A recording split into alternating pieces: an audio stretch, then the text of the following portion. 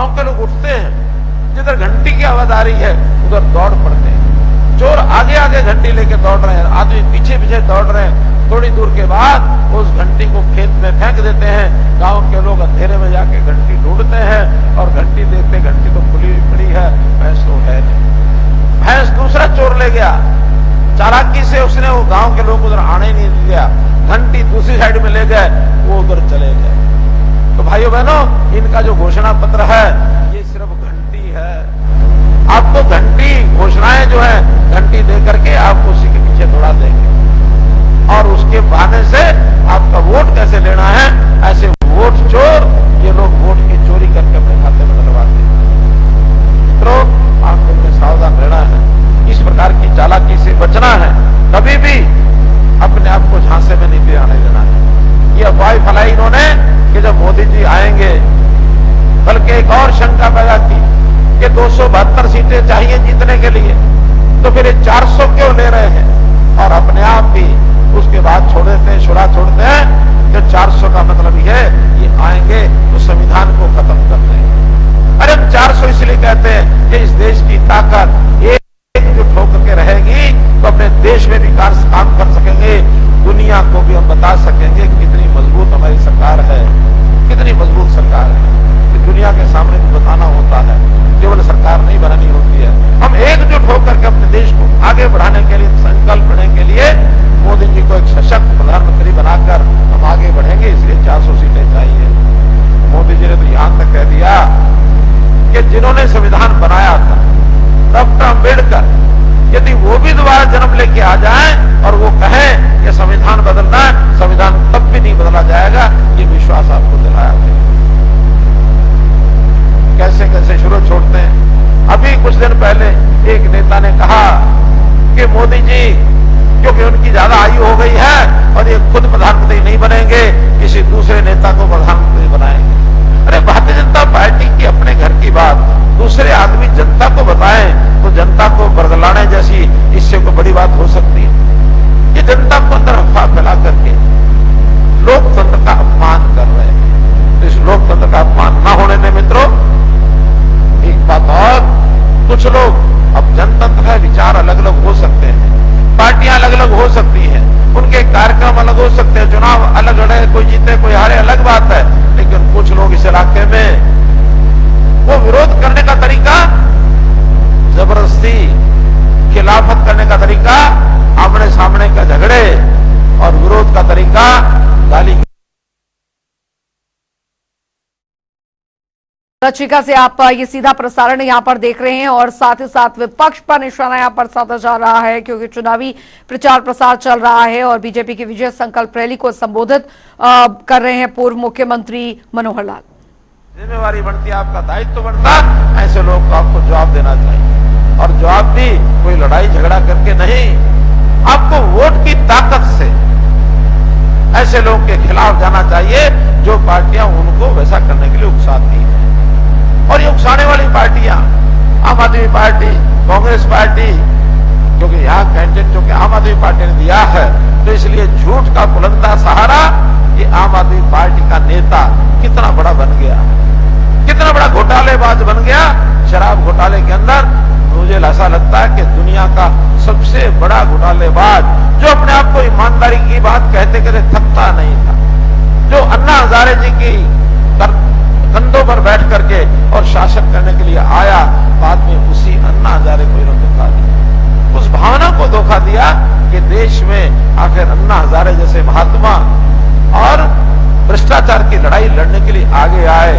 अन्ना हजारे भी आज इनको गालियां देते हैं। अन्ना हजारे के खिलाफ इन्होंने कैसा मोर्चा खोला, इनके लिए शर्म की बात है।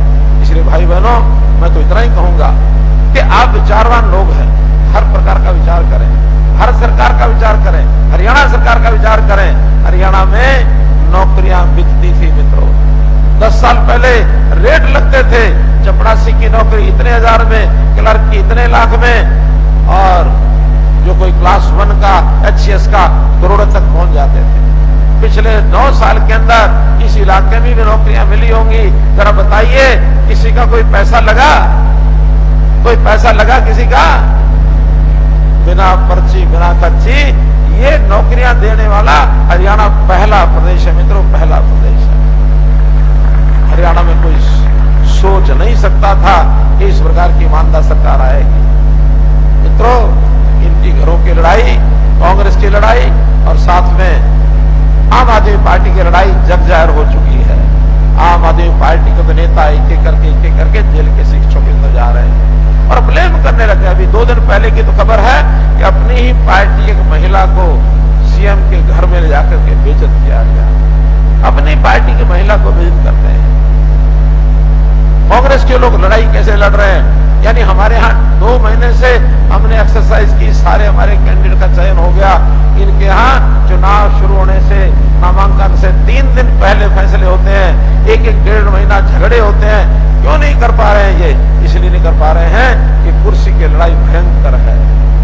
टॉप से लेके नीचे तक दिल्ली में माँ बेटा वो लड़ रहे हैं और हरियाणा में बापू बेटा ये अपने आप को पार्टी मान रहे हैं। वहां में माँ बेटा की पार्टी, यहाँ बापू बेटा की पार्टी। वहां की लड़ाई प्रधानमंत्री कुर्सी की, यहाँ की लड़ाई मुख्यमंत्री कुर्सी। ये इसी प्रकार की लड़ाई लड़ते रहेंगे। जबकि भारतीय जनता पार्टी में आपने देखा होगा 11 मार्च शाम को मंत्रिमंडल की बैठक बुलाई जाती है, 12 मार्च को विधायक दल की बैठक बुलाई जाती है। मनोहर लाल तुरंत इस्तीफा देता है, नए अपने मुख्यमंत्री का चुनाव होता है। 13 तारीख को मतदान, 13 तारीख को विश्वास मत विधानसभा में पारित हो जाता है और उसी समय मनोहर लाल इस्तीफा दे देता है। अपनी सीट पर वर्तमान मुख्यमंत्री नायब सिंह सैनी को करनाल से चुनाव लड़ाने के लिए ऑफर दे दी जाती है।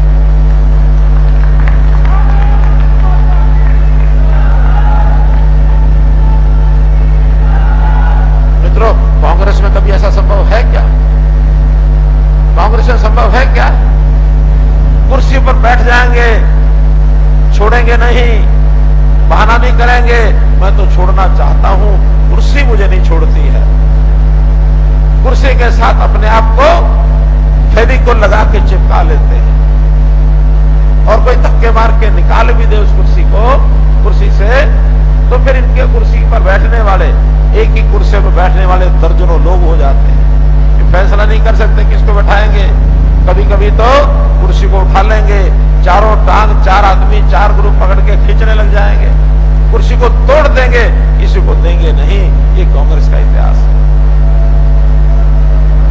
ये कांग्रेस का इतिहास है। तो मित्रों, हम तो आपको सजग करने के लिए आए हैं और इसलिए एक मौका आया है। 5 साल के बाद हर 5 साल बाद आता है। अब लोकसभा का है, विधानसभा का आएगा। तो इस लोकसभा के चुनाव में 25 मई को आपने ध्यान रखना है कि आपने अपने यहाँ के प्रत्याशी, और प्रत्याशी के बारे में एक और बात कहूंगा, सेवाभावी, समाज की सेवा करने वाले, केवल यही नहीं, पूरे परिवार के लोग, पूरा परिवार इनका सेवाभावी। तो नवीन जिंदल जी के नाम से कमल के निशान पर ज्यादा मुहर लगा करके और आप अपनी जिम्मेवारी पूरी करें और 4 जून को भारतीय जनता पार्टी के पक्ष में उस क्षेत्र समेत 10 की 10 लोकसभा सीटें भारतीय जनता पार्टी जीते। तो आप सुन रहे थे पूर्व मुख्यमंत्री मनोहर लाल को, जिन्होंने कहा है कि इस चुनाव में आपको सिर्फ यही देखना है कि वाकई में देश का विकास, प्रदेश का विकास कौन कर रहा है, और वो संभव हुआ है प्रधानमंत्री नरेंद्र मोदी के नेतृत्व